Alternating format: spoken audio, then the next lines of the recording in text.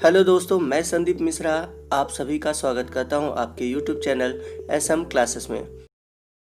दोस्तों, आज के इस वीडियो में हम बात करेंगे रासायनिक बंध यानी कि केमिकल बॉन्डिंग के बारे में। केमिकल बॉन्डिंग कितने प्रकार के होते हैं और प्रत्येक केमिकल बॉन्डिंग के लिए क्या रूल है, जिसमें कि हम सबसे मोस्ट इम्पॉर्टेंट टॉपिक के बारे में पढ़ेंगे, जो कि है अष्टक का नियम, ऑक्टेंट रूल। तो कुल मिलाकर आपके लिए वीडियो मोस्ट इम्पॉर्टेंट होने वाला है। हर एक पॉइंट को हम लोग एनिमेशन के थ्रू समझेंगे और एनिमेशन के थ्रू आपको हर एक पॉइंट ईजिली समझ में आएगा। तो आने वाला वीडियो आपके लिए बहुत ही इंटरेस्टिंग और मोस्ट इम्पॉर्टेंट होने वाला है। वीडियो को ध्यान से देखिएगा, कहीं भी वीडियो को स्किप मत कीजिएगा। आइए वीडियो को स्टार्ट करते हैं।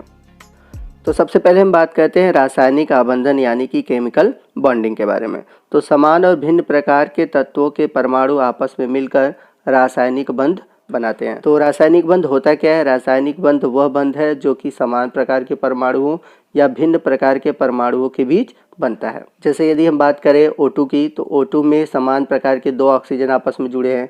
वहीं बात करें हम NaCl की, तो इसमें एक परमाणु Na का है और दूसरा परमाणु Cl का है। यानी कि रासायनिक बंध समान प्रकार के परमाणुओं के बीच भी बन सकता है और भिन्न भिन्न प्रकार के परमाणुओं के बीच भी बन सकता है। जब समान या भिन्न प्रकार के परमाणु संयोग करते हैं तो वे अपने संयोजी कोष में अष्टक पूरा करते हैं। अष्टक पूरा करने के लिए तत्व आदर्श गैस के विन्यास को ग्रहण करते हैं। ऐसे परमाणु या तो इलेक्ट्रॉन का साझा करते हैं, यानी कि इलेक्ट्रॉन देते हैं, या फिर इलेक्ट्रॉन लेते हैं, और इस प्रकार से ये अष्टक नियम का पालन करते हैं। तो आपके दिमाग में चल रहा होगा कि ये अष्टक होता क्या है या अष्टक का नियम होता क्या है। तो आइए पहले हम अष्टक का नियम जानते हैं, फिर आगे रासायनिक बंध और उसके प्रकार के बारे में हम लोग जानेंगे। तो यदि हम बात करें अष्टक नियम की, जिसे हम लुईस का अष्टक नियम भी कहते हैं, इस सिद्धांत के अनुसार प्रत्येक तत्व अपने संयोजी कोष में 8 इलेक्ट्रॉन प्राप्त करके अधिक स्थायित्व अर्थात निकटतम अक्रिय गैस के विन्यास को प्राप्त करने की प्रवृत्ति रखते हैं, और जिसके कारण ही रासायनिक बंध बनते हैं। आइए मैं आपको एनिमेशन के थ्रू समझाता हूँ कि अष्टक नियम क्या कहता है और कैसे कोई तत्व अपने बाहरी कोष में 8 इलेक्ट्रॉन रखकर अपने निकटतम अक्रिय गैस को प्राप्त करता है। तो जैसा कि मैंने पिछले वीडियो में आपको बताया था कि जितने भी अक्रिय गैस होते हैं उनके बाहरी कोष में 8 इलेक्ट्रॉन होते हैं, हीलियम को छोड़कर। तो आप टेबल में देख सकते हैं कि हीलियम के बाहरी कोष में केवल 2 इलेक्ट्रॉन है, बाकी जितने भी आपके अक्रिय गैस हैं उनके बाह्य कोष में 8 इलेक्ट्रॉन होते हैं। तो अक्रिय गैसों के बाह्य कोष में 8 इलेक्ट्रॉन पाए जाने के कारण ये मोर स्टेबल होते हैं, अधिक स्थायी होते हैं, और इसलिए ये निष्क्रिय होते हैं। आपको पिछले वीडियो में मैंने बताया था कि तत्वों के बाहरी कोष में जो इलेक्ट्रॉन होते हैं उन्हें हम बोलते हैं वैलेंस इलेक्ट्रॉन, यानी कि संयोजी इलेक्ट्रॉन, और इसे हम डॉट से दिखाते हैं, और इसे हम इलेक्ट्रॉन डॉट संरचना या फिर लेविस डॉट संरचना भी कहते हैं। तो लेविस डॉट संरचना या स्ट्रक्चर आपके एग्जाम में आता है। तो लेविस डॉट संरचना कोई अलग संरचना नहीं है। जब हम किसी परमाणु के बाह्य कोष के इलेक्ट्रॉन को निरूपित करते हैं डॉट के थ्रू, उसे ही हम बोलते हैं लेविस डॉट संरचना। जैसा कि आप इमेज में देख सकते हैं कि नाइट्रोजन का इलेक्ट्रॉनिक कॉन्फ़िगरेशन है 2 5, यानी कि K कोष में 2 इलेक्ट्रॉन और L कोष में 5 इलेक्ट्रॉन है। तो बाहरी कोष में 5 इलेक्ट्रॉन है, तो इसके जो संयोजी इलेक्ट्रॉन वो है कितने? 5। तो जब हम किसी परमाणु के बाह्य कोष के इलेक्ट्रॉन को डॉट के रूप में निरूपित करते हैं, जैसा कि आप नाइट्रोजन का देख सकते हैं, नाइट्रोजन के बाहरी कोष में कितने इलेक्ट्रॉन है?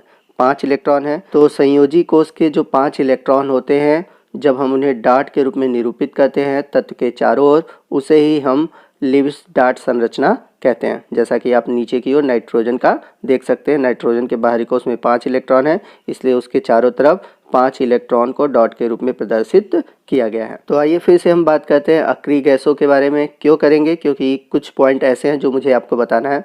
तो यदि हम बात करें पहले आर्गन के बारे में, जिसे हम AR से प्रदर्शित करते हैं, तो इसके बाहरी कोष में 8 इलेक्ट्रॉन होते हैं और सभी इलेक्ट्रॉन जोड़ों में होते हैं, यानी कि ये पेयर बनाकर होते हैं, और चारों ऑर्बिटल में 2-2 इलेक्ट्रॉन भरे हुए हैं। यानी कि आर्गन के इलेक्ट्रॉन के चारों ओर इलेक्ट्रॉनों की 4 जोड़ियां बन रही हैं, और सभी अक्रिय गैसों की जो लेविस संरचना होती है वो एक ही जैसी होती है। यानी कि आप सभी में देख सकते हैं कि 8 इलेक्ट्रॉन है और ये 4 जोड़ों में है, परंतु हीलियम को छोड़कर। हीलियम के बाह्य कोष में केवल 1 जोड़ी इलेक्ट्रॉन ही होते हैं। तो अक्रिय गैसों के बाह्य कोष में 8 इलेक्ट्रॉन पाए जाने के कारण वो बहुत अधिक स्थायी होते हैं, यानी कि जितने भी अक्रिय गैस होते हैं वो बहुत अधिक स्थायी होते हैं, जिसके कारण वो किसी से भी अभिक्रिया नहीं करते। अब यदि हम बात करें अष्टक नियम की, तो जितने भी परमाणु होते हैं अक्रिय गैसों के समान विन्यास बनाने के लिए या तो इलेक्ट्रॉन का त्याग करते हैं या फिर इलेक्ट्रॉन को ग्रहण करते हैं। तो इलेक्ट्रॉन का त्याग करके या फिर ग्रहण करके ये अनस्टेबल हो जाते हैं, और अनस्टेबल होने की वजह से ये बहुत जल्दी किसी और से अभिक्रिया कर लेते हैं और अभिक्रिया करके रासायनिक बंध बनाते हैं। आइए उदाहरण के थ्रू समझते हैं। तो जैसा कि आप यहाँ पर देख सकते हैं कैल्शियम है, कैल्शियम के बाहरी कोश में 2 इलेक्ट्रॉन है, तो ये 2 इलेक्ट्रॉन का त्याग करके अपने बाहरी कोश में 8 इलेक्ट्रॉन को रखता है, यानी कि अष्टक नियम का पालन करता है। वही बात करें हम क्लोरीन की, तो क्लोरीन के बाहरी कोश में 7 इलेक्ट्रॉन है, तो ये 1 इलेक्ट्रॉन लेकर अपने अष्टक को पूरा करता है। तो इस प्रकार से ऑक्टेट रूल आया और इस प्रकार से जाना गया कि कैसे कोई परमाणु आपस में जुड़ते हैं। तो यदि हम ऑक्टेट रूल को समझे तो ऑक्टेट रूल ये कहता है कि कोई भी परमाणु अपने बाहरी कोश में 8 इलेक्ट्रॉन करने के लिए या तो इलेक्ट्रॉन का त्याग करता है या फिर इलेक्ट्रॉन ग्रहण करता है, और इस प्रकार से वो अपने निकटतम अक्रिय गैस की संरचना प्राप्त करता है। और अपने बाहरी कोश में 8 इलेक्ट्रॉन करते ही ये स्थायित्व को प्राप्त कर लेते हैं। हाइड्रोजन को छोड़ दिया जाए तो हाइड्रोजन एक ऐसा तत्व है जो अपने बाहरी कोश में 8 इलेक्ट्रॉन न करके सिर्फ 2 ही इलेक्ट्रॉन भर पाता है। तो ऐसे कुछ तत्व भी हैं जिनके बाहरी कोश में 8 इलेक्ट्रॉन नहीं हो पाते। तो आगे जब हम अष्टक नियम के अपवाद पढ़ेंगे तो वहाँ पर मैं आपको हर एक पॉइंट को समझाऊंगा। अब यहाँ पर आपके दिमाग में आ रहा होगा कि सर ने बताया था कि कैसे कोई तत्व इलेक्ट्रॉन त्याग करके या ग्रहण करके निकटतम अक्रिय गैस को प्राप्त करता है। मैं आपको ये भी पॉइंट समझा देता हूँ। जैसा कि हम क्लोरीन का इलेक्ट्रॉनिक विन्यास जानते हैं 2, 8, 7, यानी कि इसके वैलेंसी सेल में 7 इलेक्ट्रॉन होते हैं। तो यदि अगर ये 1 इलेक्ट्रॉन ले लेता है, जैसा कि आप राइट साइड फिगर में देख सकते हैं कि यदि ये 1 इलेक्ट्रॉन ले लेता है तो इसके बाहरी कोश में 8 इलेक्ट्रॉन हो जाते हैं। और मैंने पीछे आपको बताया था कि जब भी किसी तत्व के बाहरी कोश में 8 इलेक्ट्रॉन होते हैं वो अक्रिय गैस हो जाता है। ठीक है, तो अगर हम क्लोरीन का देखें तो क्लोरीन का इलेक्ट्रॉनिक विन्यास था 2, 8, 7। अब जब वो 1 इलेक्ट्रॉन ले लिया तो हो गया 2, 8, 8, और 2, 8, 8 इलेक्ट्रॉनिक विन्यास किसकी है? आर्गन की, क्योंकि आर्गन का परमाणु क्रमांक है 18 और इसका इलेक्ट्रॉनिक विन्यास है 2, 8, 8। इस प्रकार क्लोरीन के निकटतम अक्रिय गैस कौन है? आर्गन है। तो इस प्रकार क्लोरीन गैस 1 इलेक्ट्रॉन ग्रहण करके आर्गन के समान इलेक्ट्रॉनिक कन्फिगरेशन प्राप्त कर लेता है, जैसा कि आप इमेज में देख सकते हैं। इसके इलेक्ट्रॉनिक विन्यास है 2, 8, 8। तो ये तो बात हुई रासायनिक बंध और अष्टक नियम के बारे में। नेक्स्ट हम बात करते हैं रासायनिक बंध के प्रकार के बारे में और जानेंगे कि रासायनिक बंध कितने प्रकार के होते हैं। तो रासायनिक बंध मुख्य रूप से कुल 3 प्रकार के होते हैं। पहला है विद्युत संयोजक बंध, जिसे हम इंग्लिश में बोलते हैं इलेक्ट्रोवैलेंट बॉन्ड, या फिर इसे आयनिक बंध भी कहा जाता है। वही बात करें दूसरे बंध की, तो दूसरा बंध है सहसंयोजक बंध, जिसे इंग्लिश बोलते हैं कोवैलेंट बॉन्ड, और तीसरा है उप सहसंयोजक बंध, जिसे इंग्लिश में बोलते हैं कोऑर्डिनेट बॉन्ड। इन तीनों के अलावा भी कुछ बॉन्ड होते हैं जो कि बहुत कमज़ोर होते हैं, जैसे कि हाइड्रोजन बंध, वांडर वाल्स बंध। तो इन सब बंध के बारे में भी आगे हम लोग जानेंगे। तो आज के इस वीडियो में मैं आपको इन तीनों प्रकार के बंध के बारे में रफली बता दे रहा हूँ। आगे नेक्स्ट पार्ट में हम इनके बारे में डिटेल से जानेंगे। हर एक बंध को हम लोग एनिमेशन के थ्रू अगले पार्ट में डिटेल से पढ़ेंगे। तो यदि हम बात करें आयनिक बंध की, तो आयनिक बंध इलेक्ट्रॉनों के आदान प्रदान से बनता है, यानी कि एक इलेक्ट्रॉन देता है तो दूसरा इलेक्ट्रॉन लेता है। तो यहाँ पर प्लस और माइनस यानी कि धन आवेश और ऋण आवेश बनते हैं, इसलिए इसे हम आयनिक बंध कहते हैं।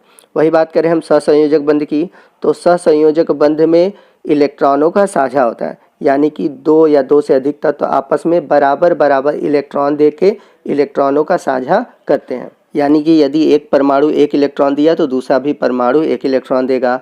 यदि एक परमाणु 2 इलेक्ट्रॉन दिया तो दूसरा परमाणु भी 2 इलेक्ट्रॉन देगा। तो इस तरह से बराबर बराबर इलेक्ट्रॉन को ये साझा करके ये बंध बनाते हैं। तो यदि अगर 1 इलेक्ट्रॉन का साझा करते हैं तो सिंगल बॉन्ड, 2 इलेक्ट्रॉन का करते हैं डबल बॉन्ड, 3 इलेक्ट्रॉन का करते हैं तो ट्रिपल बॉन्ड। तो इसके बारे में जब हम लोग डिटेल से पढ़ेंगे तो मैं यहाँ पर आपको बताऊंगा। तीसरा है उप सहसंयोजक बंध, जो कि एक प्रकार का सहसंयोजक बंध है, जिसमें कि एक परमाणु दूसरे परमाणु को जोड़ों में इलेक्ट्रॉन देता है। तो याद रखिएगा इसमें क्या होता है, जोड़ों में इलेक्ट्रॉन दिया जाता है। तो इसमें होता क्या है कि एक परमाणु अपने जोड़ों के इलेक्ट्रॉन दूसरे परमाणु को देता है। तो इस तरह का बंध कहलाता है उपसंयोजक बंध। तो इन सभी बंध के बारे में हम लोग आगे आने वाले वीडियो में डिटेल से देखेंगे और एनिमेशन के थ्रू समझेंगे ताकि आपको ईजिली समझ में आ जाए। तो आज के वीडियो में बस इतना ही, मिलते हैं अगले वीडियो में अगले टॉपिक के साथ। तब तक के लिए जय हिंद, जय भारत।